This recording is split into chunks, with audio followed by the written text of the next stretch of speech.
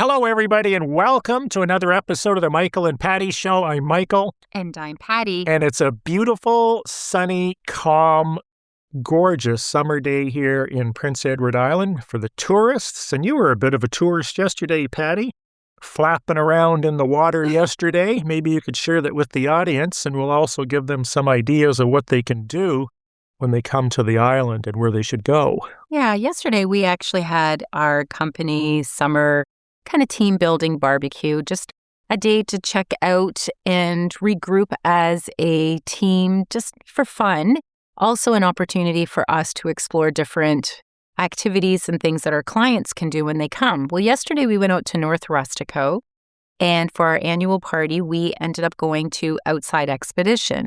And what it is it is a kayaking. I guess they also do cycling, biking, but we did the kayaking excursion, if you will. And it turned out to be a lot of fun. There were 13 of us at the office that all took part in this.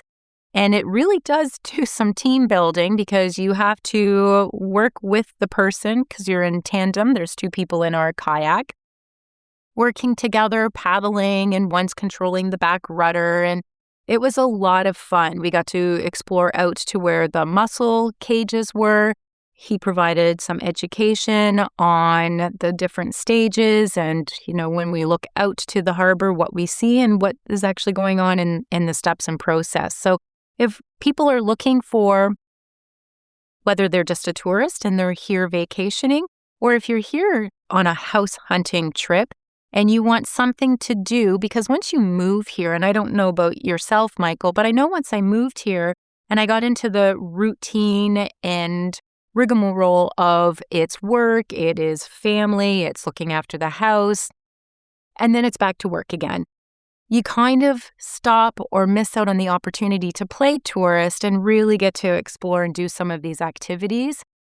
I highly recommend you schedule during your house hunting trip at least one or two of these activities, just so that you continue to hopefully fall in love and be in love with the island and the island life that you can have. So naturally, when people come to Prince Edward Island, they usually end up in Cavendish, going to the beach, going to all the tourist stores along the strip there.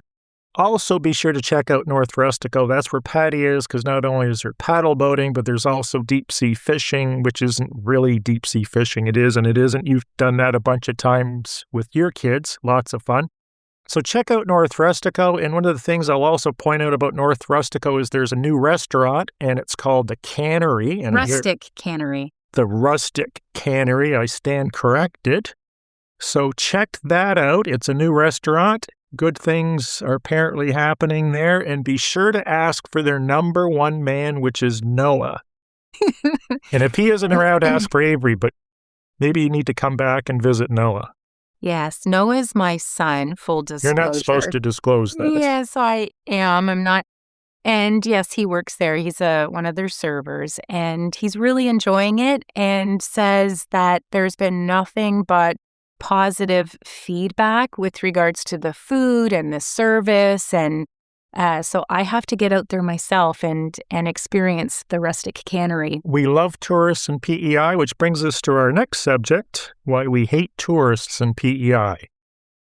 We don't hate tourists on PEI. That was supposed to be funny. That's not funny.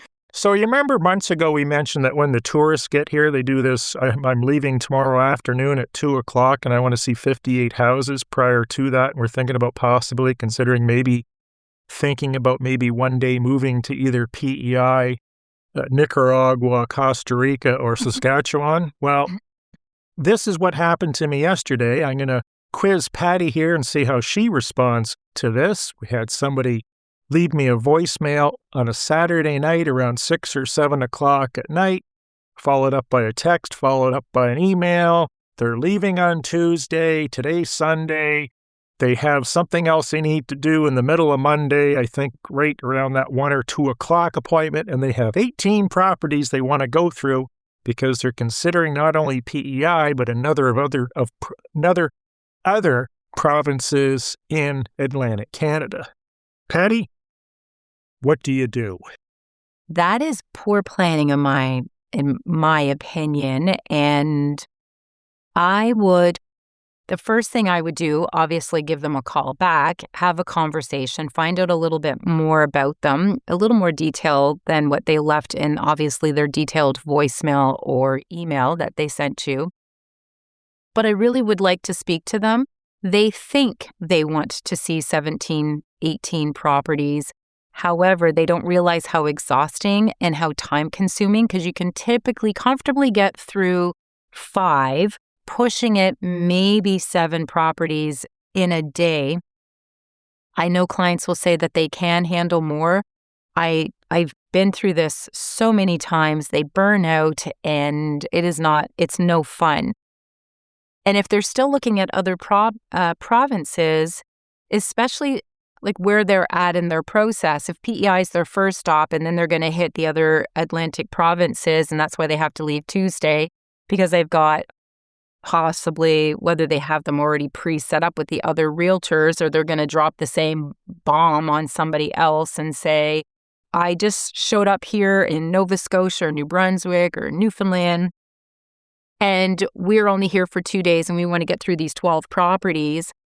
I just don't think that's fair. It's not respectful. It's not respectful to the agents. It's not respectful to the sellers, the home sellers, to put that stress and panic on them, even though they obviously haven't made their decision yet. So see maybe a couple, meet with the agent, start the process. You're going to end up having to take a repeat trip to the island unless you're comfortable with the virtual viewing. But I don't feel that's fair. Let's get into listing agents applying what they think is leverage that doesn't necessarily work out as leverage for the home sellers when you're dealing with an experienced agent. Now, I'll quiz you again, and don't be stealing my answer. I call you up, I say, Patty, that house that you viewed, oh, is it ever hot? I've even got somebody that's an upper scale, high income earning professional. We won't mention which profession because we don't want it going to their already enlarged heads. That's interested in buying this house. So they're using the fact that there's been interest in the house, and then they're saying someone that makes a lot of money is thinking about making an offer. What do we say as experienced agents? I know what I would say.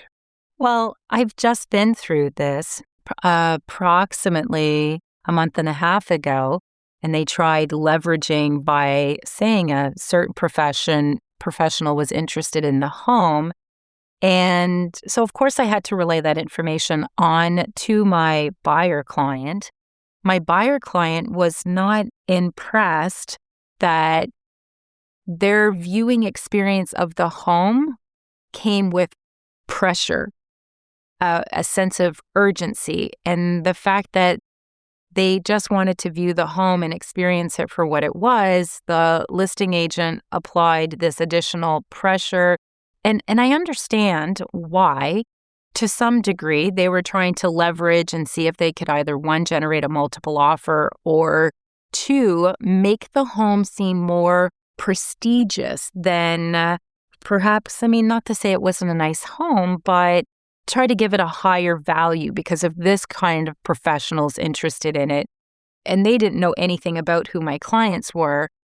Perhaps that might motivate them to try to get the property or secure it before and win, assuming that my client's very competitive. But I just went through this, and it actually turned my buyer client off. So what's the number one tool we have when we negotiate with anybody? Time. Time's number 2. Oh, is it? On my list. Okay, what's the number? What are you getting at? 0 emotional involvement. Oh, I see what you're saying. Always having the ability to walk away. So one thing we might want to try with this listing agent that's trying to use this alleged high-income earning professional as a leverage tool to get an offer out of us is we can tell him or her this. We'll pretend you're the listing agent.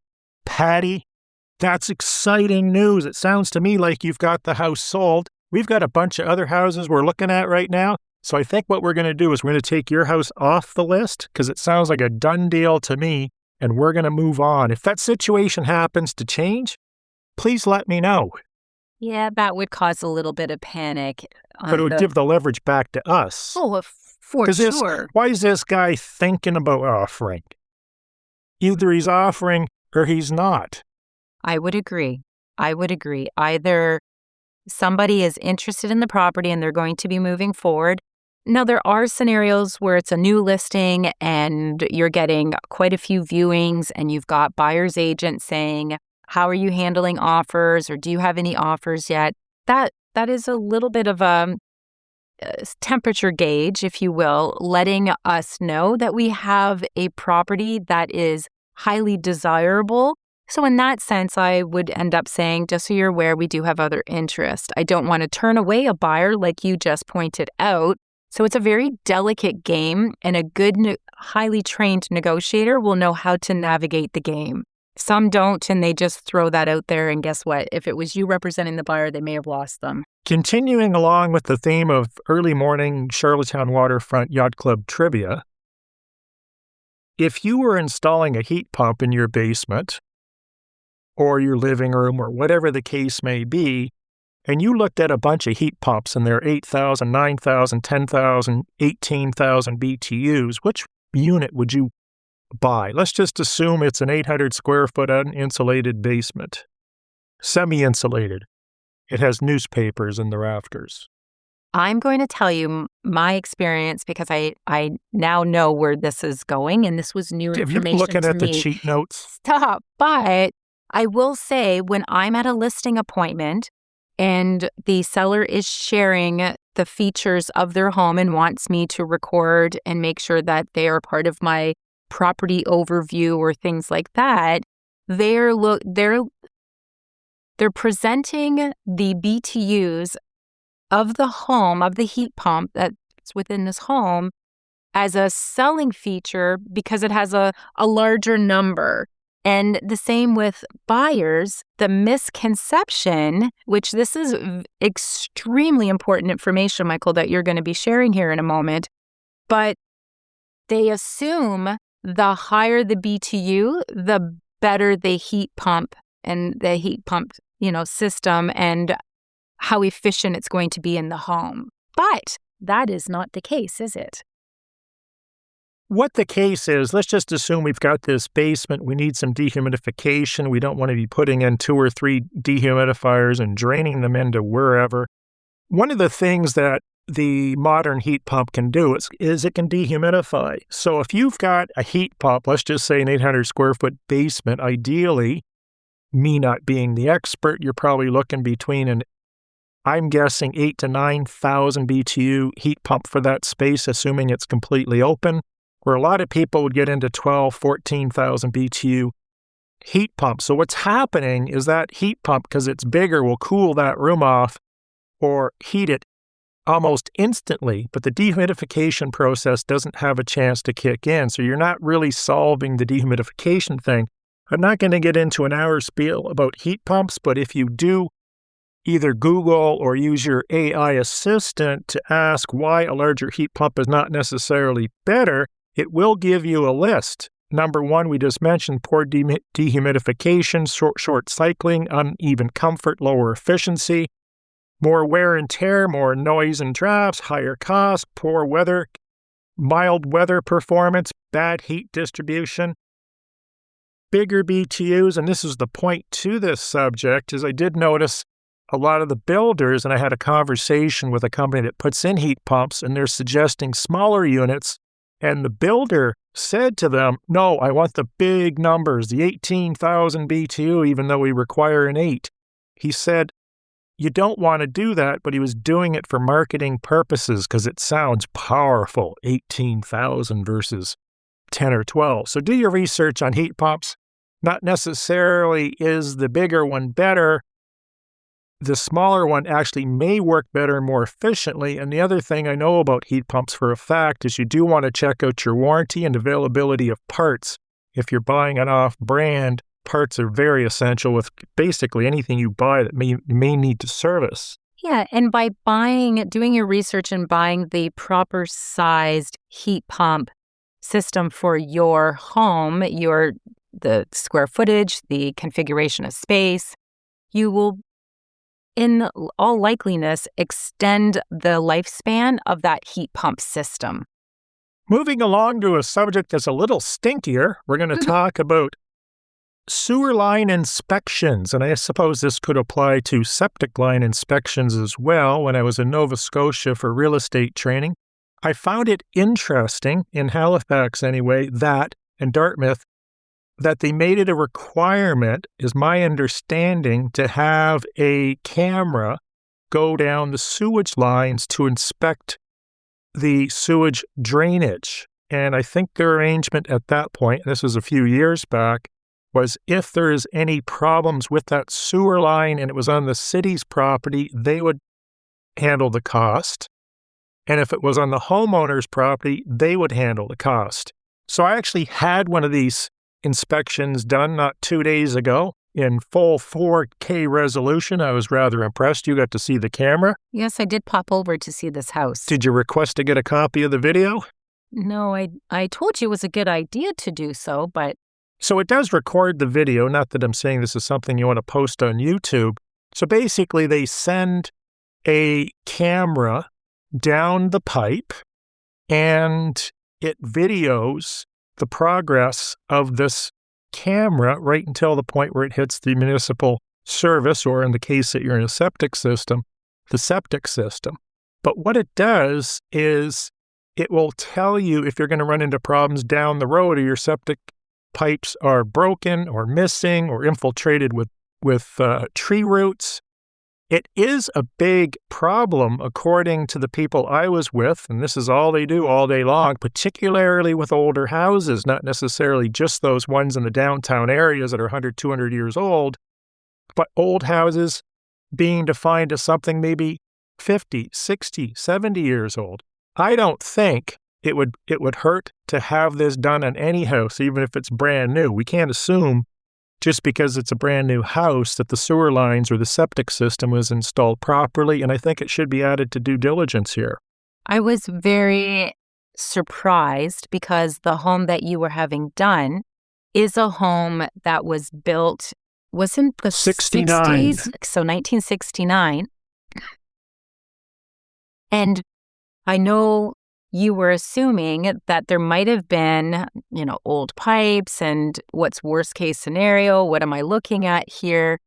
And to find out that the plumbing system was relatively newer. It was approximately, according to their inspection and opinion, approximately 10 to 15 years old, which was excellent news for the homeowner because now they even felt, more confident with their purchase and acquiring this property because now they know they've got years to come and hopefully no concern or worry about their plumbing or their sewage system. So it's a very good idea, not something that we usually talk about, not from a real estate standpoint while we're in our training or anything like that. It usually, again, when you wonder about hiring an expert or a professional, these are the things that professionals who have their 10,000 hours of experience, they get to have all this knowledge and information on a daily basis. They're building their toolbox with information and experiences that they can share and protect, potential sellers and buyers with by saying, this is something that I had a client do, or I'd seen done, or I'm aware of this potential problem down the road. And it's all to safeguard and protect you. It's quite fascinating, actually. It's like you're taking a little miniature submarine and going down to the lower reaches of the ocean. If I was so impressed, I'm going to take a picture of the sewer line and put it up on the wall of this house. You were pricing out the machine with the poor guy. He asked you not to do it. $5,000, but there's a new one out. Yes. So mandatory, I'm just going to close this with some research I did. Mandatory sewer inspections are uncommon in North America and concentrated in particular U.S. municipalities, especially parts of California and Minnesota. Elsewhere, including PEI, they're normally optional buyer due diligence unless the purchaser, purchase and sale agreement, lender, insurer, municipality, or known sewer problem specifically requires one. That's kind of interesting they say that because I can see lenders are going to probably start asking for this as well because in essence, they're buying the house if you're only putting a small percentage down. Next, you go to list a house, Patty, and I just had this happen once again for the umpteenth time. And of course, the neighbors have told your home seller, oh, you're listing for that? It's got to be worth a lot more than that. Happens all the time. Happens all the time. They're trying to protect their neighbor from devaluing their property. So what do you say? And I've got the perfect answer for this as well, according to me. According to you. In your opinion, you have the perfect What's answer. What's your answer? I usually just ask them on what basis. I'm not sure if are they working with the realtor? Have they had a comparative market analysis? This is the neighbor. What do you say to the neighbor? Well, the neighbor I'm not in communication with. I'm usually in communication with the seller. My confusion. What do you say to this home seller about the neighbor? Exactly what I was saying. I'm sorry, Did your neighbor have an equity evaluation completed on their property? First of all, is their property even similar to have this discussion with? And do you know what basis that they are formulating this opinion? Here's what, based on my research, this is what the market says that your property's worth. So. Well done. Sorry to interrupt you. I would basically say the same thing. I'd probably take it a step further and saying, well, that's really interesting that your neighbor's telling you that your house that's worth $6 that you're putting on for $8's worth $1.5 million. I would love to see the data set that your neighbor is using. So maybe you can just have him or her email that to us. We can take a look and see how he's advocating his or her position. Yeah, maybe we missed a property or two. Or maybe 3. Or maybe your neighbor's completely delusional, like most of them. Yeah, and again, when you think about it, where are they coming from? Are they there to protect you as the home seller? Or are they trying to protect their own, equity or home evaluation? Because if you sell yours for too low a number, that means that what they were hoping and dreaming for now may not come to fruition because their property, reality is set in, is only worth X. So just be mindful. What is the agenda here? Why, if somebody's hiring a professional, you listen to the professional. The next subject is probably one of the most boring subjects you'll ever cover in real estate or the finance industry in Canada is referred to as FINTRAC, Canada's money anti-laundering legislation that's basically supposed to protect who?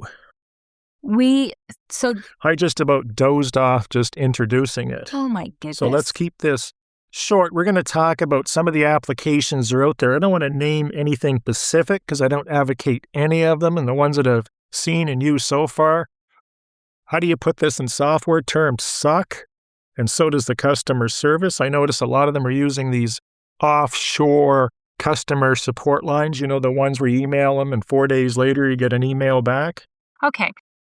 I'm just going to, so FINTRAC, and we have covered this, Michael, on a previous... But not the software aspect. No, not the software. So just for our listeners to understand, so our Canadian Real Estate Association, they do have a form, a FINTRAC form and a politically exposed persons form that we are required to, and again, it's the bare minimum that the association on a national level provides to real estate professionals to make sure that they do what is called an effective risk assessment. And a risk assessment of a client, whether you're a buyer or seller, is just making sure that what you are purchasing or selling, and most times it's you're purchasing, if you're a worker that might make minimum wage, but you're buying a $1 million home, there's a bit of a disconnect there. And that's a bit of an exaggeration, but just to get the point across.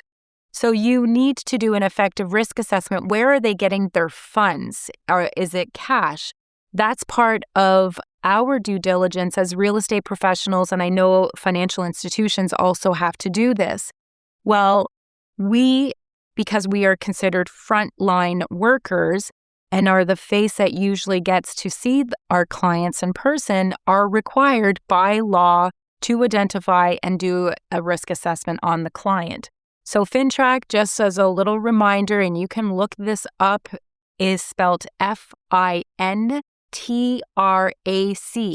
If you Google that, you'll get everything about the anti-money laundering and anti-terrorist financing government site, and there's pages and pages in there. You can go down a ton of rabbit holes educating yourself if you're interested. It stands for Financial Transactions and Report Analysis Centre of Canada. And our job is to make sure, again, you are who you say you are. We verify your ID. We run you through and make sure you don't have a criminal history or a record or anything. These are all questions as a part of an effective risk assessment. Your purchase aligns with what your income or your work status, position is. These are things that your real estate professional has to do by law.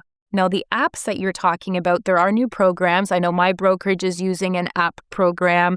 It's been in service. It's approved by the Canadian government. It's been in place for approximately 8 years now.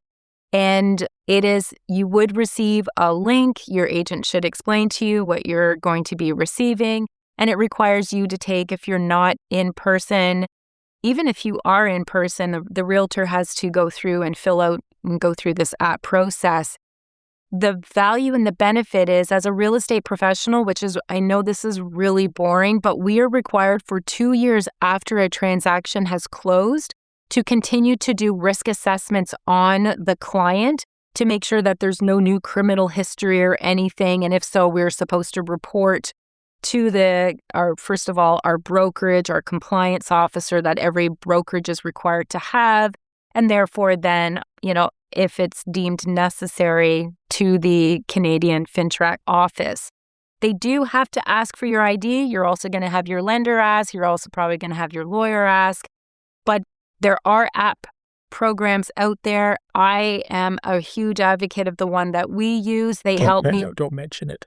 If someone's interested and you would like to know, if you're another brokerage across Canada and wanting to know what we use at my office for our FINTRAC compliance, you are more than welcome to reach out to me and I can share that information. But it does do all our risk assessment. It does all our training for our agents. All our agents have to go through a training program to make sure that they do an effective and proper risk assessment, and we know how to relay the information on and educate our client. And the only reason we don't want to mention the name of it is because... Well, there's a few out there. Yes. And my experience as a former software developer is they're all really bad, and their support is really bad, and they put you on these email lists. I get one the other day. Oh, we just want to personally welcome you aboard. Give me a break. I'm just on some list in some computer CRM because I signed up a month ago. There's no one personally welcoming me aboard. Plus the tech support, no one's got a last name, no one's got a phone number. Have you experienced this?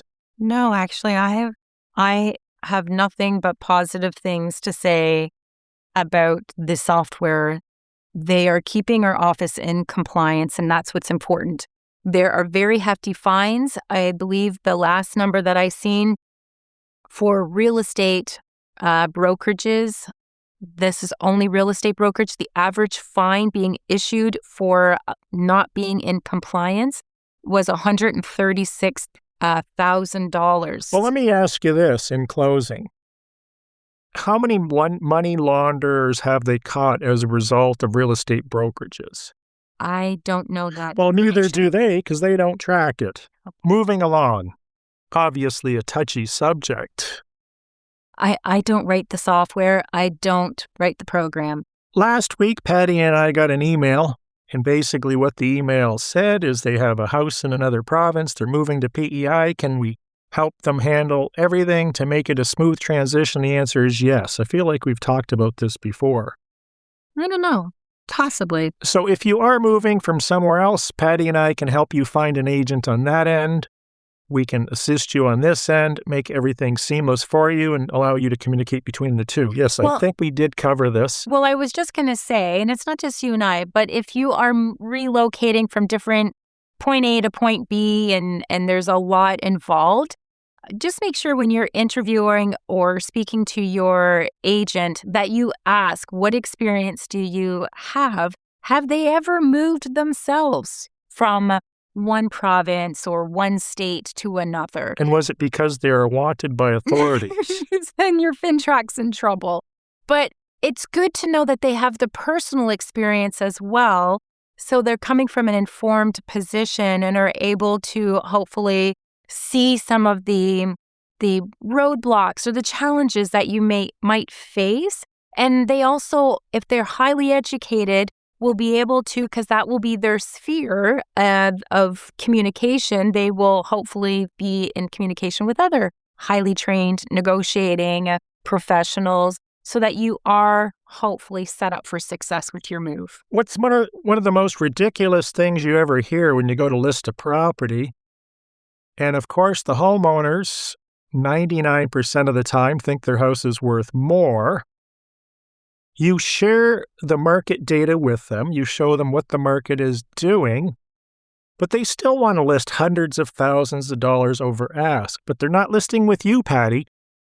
And you know why? Because they're listing with you. Because you don't believe in the price. Yes. Yeah, I've gotten that. Now, is that the silliest thing you've ever heard? I've gotten that. You don't get it too often, but you do probably get it once a year, maybe twice a year if you're doing some volume. I'm not listing with you for $900,000 because the market data says $600,000 and they think that's your opinion. It's not, it's the market. So I need to find somebody that tells me what I want to hear. That believes in my dreams. That believes in my dreams that the numbers I pick out of the air next week will be the winning lottery numbers because I believe in them. Yeah. But that makes no sense at all. It completely contradicts any level of intelligence. The real estate agent doesn't make up the price. The market makes up the price. And whether or not the real estate agent believes in the price or not, it's not going to affect the sale. And as a realist... But I understand where they're coming from. They think, well, if the agent believes in the price, he'll be able to sell it better. But then the consumer's educated and they'll think, well, the agent's just blowing smoke. You can finish that sentence. No, I feel, so if you're a real estate professional listening to this, you're just shooting yourself in the foot if you're telling the seller what they want to hear so that you can buy the listing and have your sign need to be painted and your face on your sign replaced a few times because it's going to take you possibly a few years to be able to sell that property. The whole time you're trying to foster and nurture that relationship with the seller, the seller is constantly on you wanting to make sure that you're just as excited and committed to the price as you were the day that you had the contract signed.